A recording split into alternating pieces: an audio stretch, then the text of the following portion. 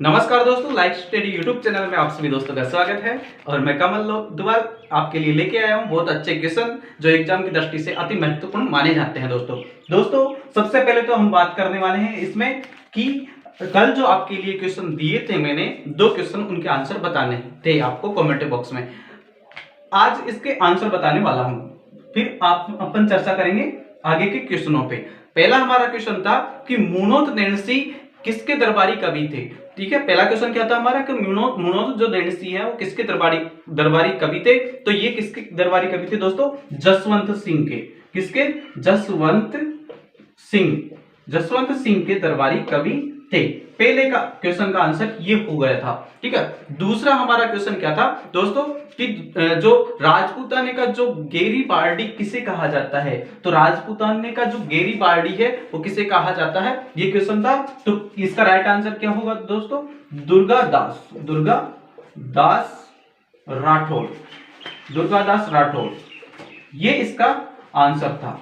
ठीक है, ये इसका आंसर था। ठीक है, तो ये आपको ध्यान रखना है। आगे चलते हैं, अब आज के क्वेश्चनों पे चलते हैं दोस्तों।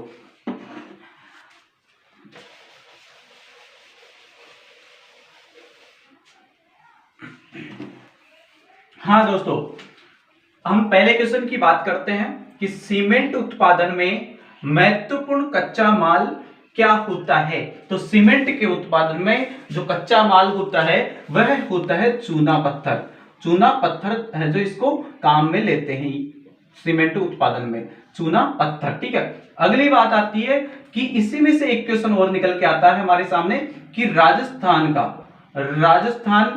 की सीमेंट नगरी किसे कहा जाता है। तो इसका जो उत्तर क्या हो जाएगा? चित्तौड़गढ़। राजस्थान की सीमेंट नगरी किसको कहा जाता है? तो दोस्तों चित्तौड़गढ़ को ये कहा जाता है। इसी में से एक और क्वेश्चन निकल के आता है हमारा कि भविष्य की, एक और क्वेश्चन क्या निकलता है कि भविष्य की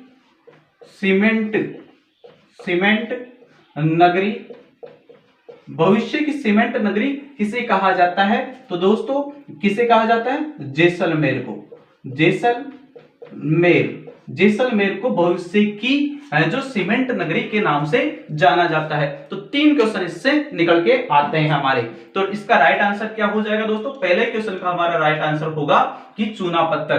क्वेश्चन क्या था कि सीमेंट उत्पादन में महत्वपूर्ण जो कच्चा माल होता है वो क्या होता है? तो चूना पत्थर इसमें प्रयोग में लिए जाते हैं कच्चे माल के रूप में। अगला क्वेश्चन हमारा इसमें से निकल के आया था कि राजस्थान की सीमेंट नगरी किसे कहते हैं। तो चित्तौड़गढ़ को राजस्थान की सीमेंट नगरी के नाम से जाना जाता है। इसी में से अगला क्वेश्चन क्या निकला था कि भविष्य की सीमेंट नगरी किसे कहते हैं। तो जैसलमेर को जो भविष्य की सीमेंट नगरी कहलाती है। ठीक है, अब चलते हैं अगले क्वेश्चन पे दोस्तों, ये ध्यान रखना है आपको। अगला क्वेश्चन क्या है? जबरदस्त क्वेश्चन है, अच्छा क्वेश्चन है दोस्तों, ध्यान दीजिएगा कि चारणों की आराध्य देवी का मंदिर कहां स्थित है या कौन सा है, ये हमें ध्यान रखना है। ठीक है, तो चारणों की जो आराध्य देवी है, सबसे पहले बात करें कौन सी है, तो करणी माता। और करणी माता कहां पे स्थित है, इसका मंदिर कहां पे स्थित है? तो देशनोक कहां है दोस्तों? बीकानेर में करणी माता का मंदिर स्थित है। और कहां पे है? स्थान पूछ ले तो देशनोक में है। ठीक है, आगे चर्चा करते हैं कि यह जो करणी माता है यह राठौड़ों की कुल देवी है। राठौड़ों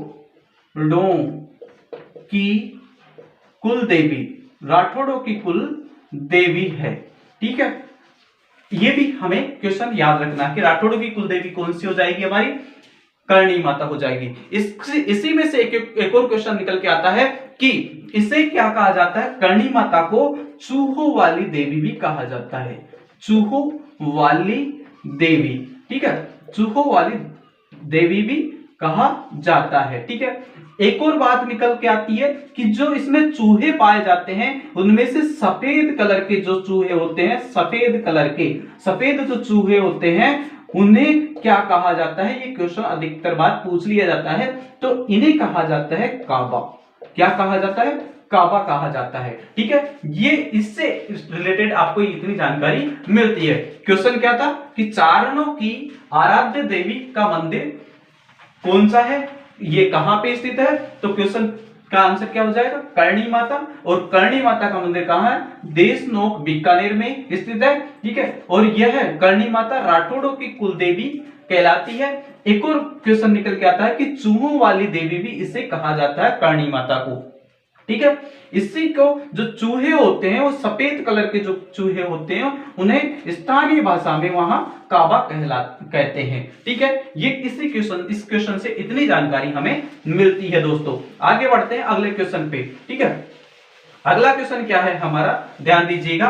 अगला क्वेश्चन है कि अलाउद्दीन खिलजी द्वारा चित्तौड़ के दुर्ग पे है जो आक्रमण कब किया गया था और इसका नाम क्या रखा गया था, इसके बारे में हम चर्चा करने वाले हैं। ठीक है दोस्तों, तो देखिएगा, सबसे पहले बात करें कि चित्तौड़गढ़ का जो दुर्ग है उस पे कितने साखे हुए थे।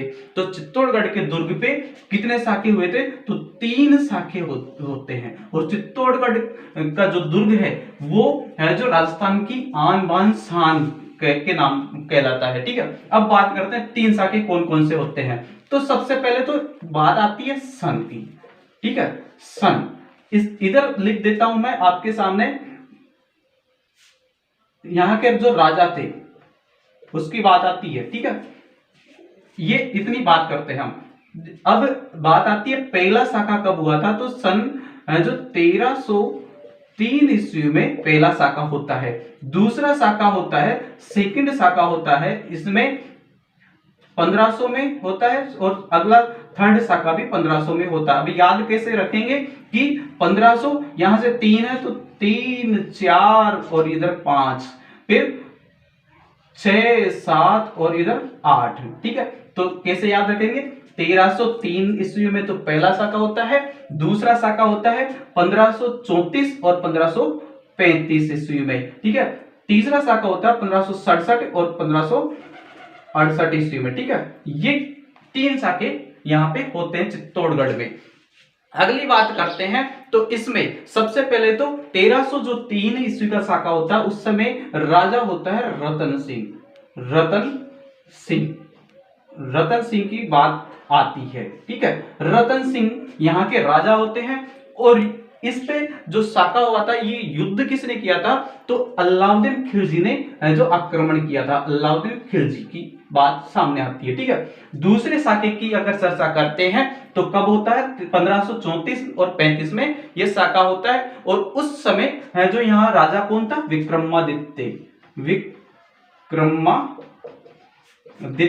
विक्रमादित्य यहाँ राजा थे।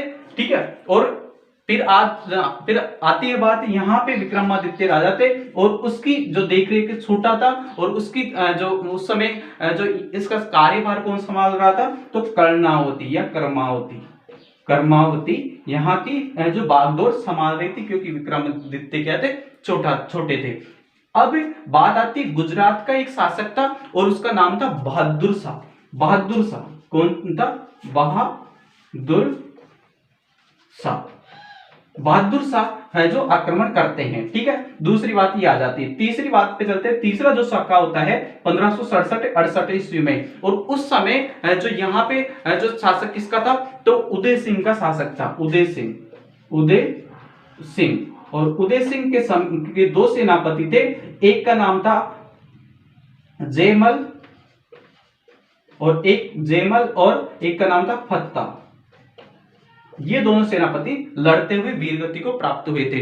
ठीक है, अब फत्ते की जो पत्नी है इसमें शहीद हुई थी। और फत्ते की जो पत्नी है उसका नाम था क्या था? फूल कंवर। इसका फत्ते की जो पत्नी थी उसका नाम था, रानी थी फूल कंवर इसमें जो इसने अपने प्राण त्यागे थे। ठीक है, अगली बात आती है। अब इसमें जो विपक्ष का जो आक्रमण किया था वो कौन था? तो वो था अकबर। ठीक है, कौन आक्रमण किया था? अकबर ने आक्रमण किया था और लड़ते हुए वीरगति को प्राप्त हुए थे जयमल और पत्ता। और इसमें शहीद कौन? वो जौहर या अपने प्राण किसने त्यागे थे? तो फूल कंवर ने त्यागे थे। इसमें कर्मावती ने जो हुमायूं को राखी भेजी थी, पर हुमायूं है जो आने में देरी हो गई और इसने जोहर कर लिया। इसमें किसने? पद्मिनी ने। किसने? पद्मनी। पद्मनी ने इसमें जोहर किया था 1600 रानियों के साथ में। कितनी रानियों के साथ में? 1600 रानियों के साथ में जोहर किया था। और इसमें कर्णावती ने 1300 रानियों के साथ में जोहर किया था। और इसमें फूल कंवर ने 700 रानियों के साथ में जो जोहर किया था। इतनी कहानी सामने आती है। अब चलते हैं आगे, पहला साका पढ़ने वाले हैं आज इस जो क्लास के माध्यम से, ठीक है। अब देखो दोस्तों, इसमें देखते हैं कि हमारा जो पहला साका हुआ था वो कब हुआ था? तो 1303 ईस्वी में रतन सिंह वहां के शासक थे, अलाउद्दीन खिलजी ने आक्रमण किया था। तो देखिएगा, ये है हमारा कौन सा? ये है हमारा चित्तौड़गढ़ का दुर्ग। और कौन से पठार पे स्थित है? तो मेसा के पठार पे। मेसा का पठार, मेसा के पठार पे ये है जो चित्तौड़गढ़ दुर्ग स्थित है। अगली बात आती है कि इस दुर्ग पे कौन राज कर रहा था? रतन सिंह। रतन सिंह यहाँ पे बैठा हुआ था, ठीक है। अब रतन सिंह में के शासन में एक सेनापति था, एक ब्राह्मण था, जिसे कह सकते हैं राघव चेतन। राघव चेतन, राघव चेतन। और एक और बात सामने आती है कि हीरामन जो तोता है, हीरामन तोते की भी इसमें हीरामन तोते की भी बात सामने आती है। ये कहानी बहुत लंबी हो जाएगी, हम शॉर्ट में पढ़ने वाले हैं, ठीक है दोस्तों। तो ये हीरामन तोते की भी इसी युद्ध से संबंध रखता है, हीरामन तोता भी। अब बात क्या आती है कि जब राघव चेतन और रतन सिंह के बीच में कुछ अनबन हो जाती है, तो राघव चेतन क्या करता है? यहाँ पे दिल्ली में कौन बैठा रहता है? अलाउद्दीन खिलजी का शासन रहता है। अलाउद्दीन खिलजी का शासन रहता है। राघव चेतन और रतन सिंह के बीच में कुछ अनबन हो जाती है और ये यहां से चल देता है अलाउद्दीन खिलजी के पास में राघव चेतन। और जाने के बाद में यह अलाउद्दीन खिलजी से अपने जो रानी पद्मावती, जो किसकी?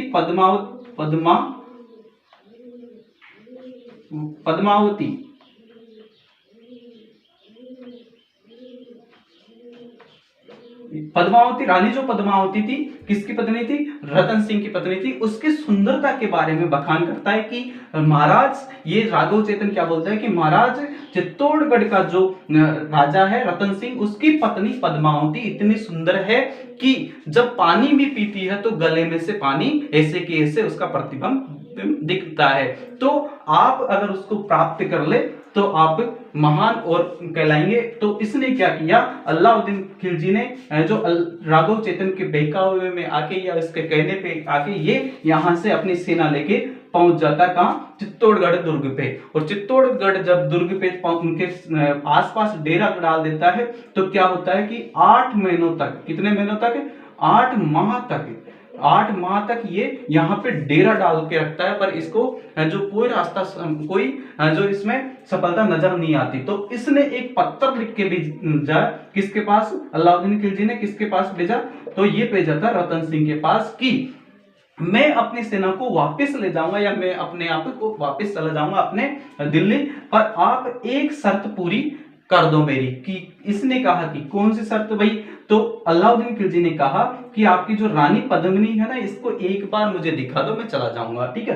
तो रतन सिंह ने है जो क्या किया, पद्मिनी को लेके आता है और ऐसे पानी जल भरा रहता है, जल के पास में शीशा लगा देता है और वहां पे खड़ी कर देता है, किसको? पद्मिनी को। और पद्मिनी यहाँ खड़ी हो जाती है और इसका प्रतिबिंब शीशे में नजर आता है, शीशे से जल में। और यहाँ पे अलाउद्दीन खिलजी खड़ा हो जाता है। तो उसको सुंदरता को देख के ये मोहित हो जाता है और उसको पाने के चक्कर में जो ये युद्ध होता है। और युद्ध होते होते क्या होता है, 1303 ईस्वी में जो ये अपना शासन जमा लेता है चित्तौड़गढ़ के दुर्ग पे। और फिर जब चित्तौड़गढ़ के दुर्ग पे शासन जमा लेता है तब क्या होता है, इसका नाम क्या रख देता है? तो इसका नाम हो जाता है खिजराबाद। चित्तौड़गढ़ दुर्ग का नाम खिजराबाद रख देता है अलाउद्दीन खिलजी। इतनी कहानी हमें इस क्वेश्चन के माध्यम से समझ में आनी है, ठीक है। अब बात क्या आती है कि जो क्वेश्चन क्या था अलाउद्दीन खिलजी द्वारा चित्तौड़ दुर्ग का क्या नाम रखा गया था? तो खिजराबाद रखा गया था। इसमें 3 साके हुए थे 1303 में, और दूसरा साका हुआ था 1534-35 में, और तीसरा जो साका हुआ था वो हुआ था 1567-68 में। ठीक है, इतना ध्यान रखना है, बाकी की कहानी आपको बता रखी है मैंने। ठीक है, तो ये क्वेश्चन इससे संबंधित आता है। आगे बढ़ते हैं अगले क्वेश्चन पे।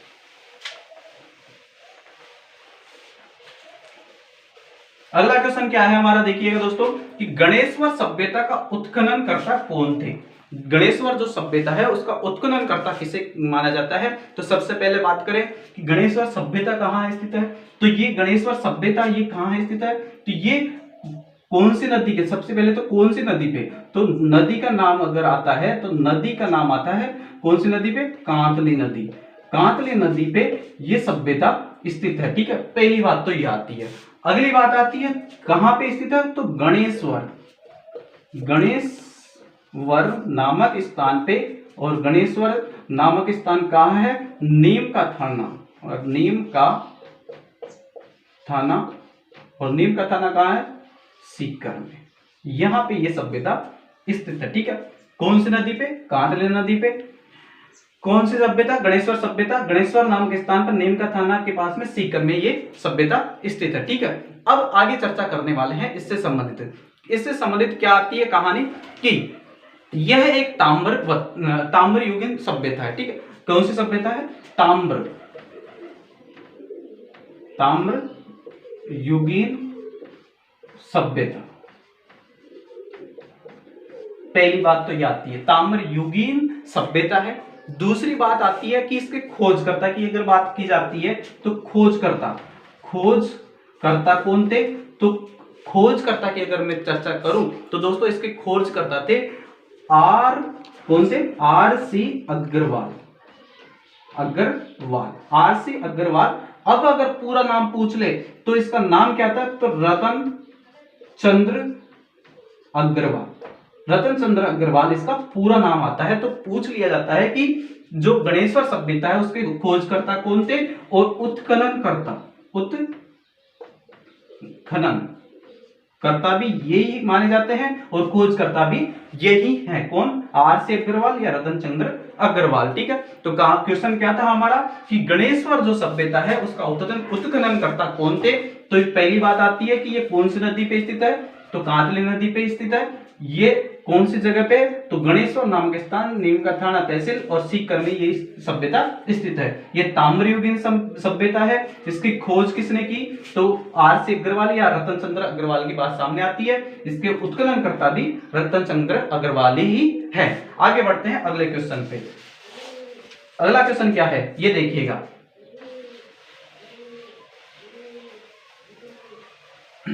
अगला क्वेश्चन है कि अकबर ने महाराणा प्रताप को समझाने हेतु प्रथम संदेश वाहक के रूप में किसे भेजा था? क्वेश्चन बड़ा जबरदस्त है, अच्छा क्वेश्चन है, आने लायक क्वेश्चन है, पूछ लिया जाता है। और अधिकतर बार जैसे राजस्थान कांस्टेबल की, राजस्थान एसआई की या रीट, इनमें क्वेश्चन पूछा गया क्वेश्चन है, तो आप इसको अच्छे से देख लेना दोस्तों। सबसे पहले बात करूं कि इसमें जो कौन कौन पूरे बताऊंगा मैं, इसमें चार हैं जो संदेश वाहक गए थे। और चार कौन कौन से थे? तो बात आती है जे एम, और अगले की बात आती है JM-BT। ये चारों हैं जो कहां गए थे? महाराणा प्रताप को अकबर की तरफ से प्रथम संदेश वाहक के रूप में समझाने गए थे, संधि करने के लिए समझाने गए थे। तो पहला आता है जलाल खां। पहली बात आती है जलाल खां की। दूसरी आती है मान सिंह दूसरे नंबर पे गया था, और ये कहां का था? आमेर का। ठीक है, आमेर का मान सिंह। दूसरी आती है भगवंत दास। तीसरे नंबर पे कौन गया था? भगवंत दास। ठीक है, चौथे नंबर पे टोडरमल चौथे नंबर पे गया था। तो इसमें पूछा क्या था कि अकबर ने महाराणा प्रताप को समझाने हेतु प्रथम संदेश वाहक के रूप में किसे भेजा था? तो हमारा आंसर क्या हो जाएगा? जलाल का। दूसरे नंबर पे कौन गया था? मान सिंह। तीसरे नंबर पे कौन गया? भगवंत दास। और चौथे नंबर पे गया था टोडरमल। ठीक है, ये सारे आपको कोई से भी क्रम से पूछ सकता है क्वेश्चन में, तो ऐसे क्वेश्चन बनते हैं। आगे बढ़ते हैं, अगले क्वेश्चन पे चलते हैं। अगला क्वेश्चन क्या है कि मंगला, भाग्यम, ऐश्वर्या किसके नाम है? तो ये दोस्तों ये तेल के कुएं के नाम है। तेल के कुएं हैं, और तेल के कुएं हैं, और ये कहां पे स्थित है? तो बाड़मेर में। कहां पे स्थित है? बाड़मेर में स्थित है दोस्तों, ये ध्यान दीजिएगा। ठीक है, तो मंगला, भाग्यम, ऐश्वर्या किसके नाम है? तेल के कुओं के नाम है, और ये कहां पे स्थित है? बाड़मेर में स्थित है। अगला क्वेश्चन है कि राज्य का पहला मेगा फूड पार्क कहां है? तो राज्य का जो पहला मेगा जो फूड पार्क है वो है कहां पे स्थित है? तो ध्यान दीजिएगा दोस्तों, अच्छा क्वेश्चन है। कहां पे स्थित है? तो रूपनगढ़। और रूपनगढ़ कहां है? अजमेर में। रूपनगढ़ अजमेर में पहला है जो राज्य का पहला मेगा फूड पार्क स्थित है। दूसरे की अगर बात करें तो दूसरा कहां है? जोधपुर में। दूसरा कहां है दोस्तों? जोधपुर में। तीसरे की बात करें तो तीसरा कहां पे है? बीकानेर में। तीसरा बीकानेर में। ठीक है दोस्तों, तो ये इससे संबंधित ये क्वेश्चन हमें ध्यान रखना है दोस्तों। अगले क्वेश्चन पे चलते हैं। हमारा अगले क्वेश्चन से पहले मैं आपको बताना चाहूं कि दोस्तों अगर आप हमारे चैनल पे नए हैं तो प्लीज सब्सक्राइब कीजिएगा और ज्यादा से ज्यादा अपने दोस्तों के पास शेयर कीजिएगा। ठीक है दोस्तों, आगे चलते हैं क्वेश्चन पे। दोस्तों अगला क्वेश्चन क्या है? तो दोस्तों अगला क्वेश्चन है हमारा क्या है कि मुख्यमंत्री राजश्री योजना। क्वेश्चन अच्छा क्वेश्चन है, आने लायक क्वेश्चन है दोस्तों, बड़ा अच्छा क्वेश्चन लेके आया हूं कि जो मुख्यमंत्री राजश्री जो योजना है वह कब से शुरू होती है? तो दोस्तों ये कब से शुरू होती है? तो पहली बात आती है 1 जून 2016। ये बात आपको ध्यान रखनी है। तो प्रारंभ कब से होती है? तो 1 जून 2016 से तो ये प्रारंभ होती है। अगली बात आती है कि इसमें क्या होता है कि इसमें एक बात ध्यान रखनी है कि जब पुत्री का जन्म होता है, किसका? पुत्री का जन्म, और पुत्री के जन्म पे क्या होता है कि राज्य सरकार उसको 50,000 रुपए की राशि है जो दी जाती है राज्य सरकार के द्वारा। ठीक है, इसके बारे में हम बात करते हैं। इसमें कितनी किस्तें होती है? तो 6 किस्तें होती है। ठीक है, पहली किस्त कब मिलती है तो और कितनी मिलती है? तो पहली जो किस्त है वो मिलती है जन्म पे, और जन्म जब होता है पुत्री का जब मिलती है, और कितनी? 2,500 रुपए मिलते हैं पहली किस्त में। 2,500 रुपए यानी 2,500 रुपए मिलते हैं। दूसरी जो किस्त मिलती है वो कब मिलती है? तो जब पुत्री 1 माह की हो जाती है। कितने माह की? तो 1 माह की हो जाती है, तब कितने मिलते हैं? तो तब भी 2,500 रुपए मिलते हैं। दूसरी बात ये आती है, दूसरी किस्त इतने टाइम पे मिलती है। तीसरी किस्त कब मिलती है? तो तीसरी किस्त मिलती है दोस्तों पहली कक्षा में, प्रथम कक्षा में। जब प्रथम कक्षा में जब पढ़ती है पुत्री तो उस समय दी जाती है कितनी? 4,000 रुपए की राशि दी जाती है प्रथम कक्षा में। अगली बात आती है, अगली जो किस्त मिलती है वो मिलती है कब? जब पुत्री 10वीं कक्षा में चली जाती है। कौन सी कक्षा में दोस्तों? 10वीं कक्षा में पहुंच जाती है, तब उसको कितने रुपए दिए जाते हैं? तो ध्यान दीजिएगा, जब दिए जाते हैं 5,000 रुपए की राशि दी जाती है। ठीक है, जब वह पुत्री 12वीं पास कर लेती है, कौन सी? 12वीं कक्षा पास कर लेती है, पास करने के बाद में उसको कब कितनी राशि दी जाती है? तो 12वीं जब कक्षा पास कर लेती है तब उसको कितनी राशि दी जाती है? तो 25,000 रुपए की राशि दी जाती है। तो 6 किस्तें हो गई, 1 2 3 4 5। ठीक है, 5 किस्तें हो गई, है ना? 5 किस्तें और एक और रह गई, और वो किस्त कौन सी है? जब बेटी 6ठी कक्षा में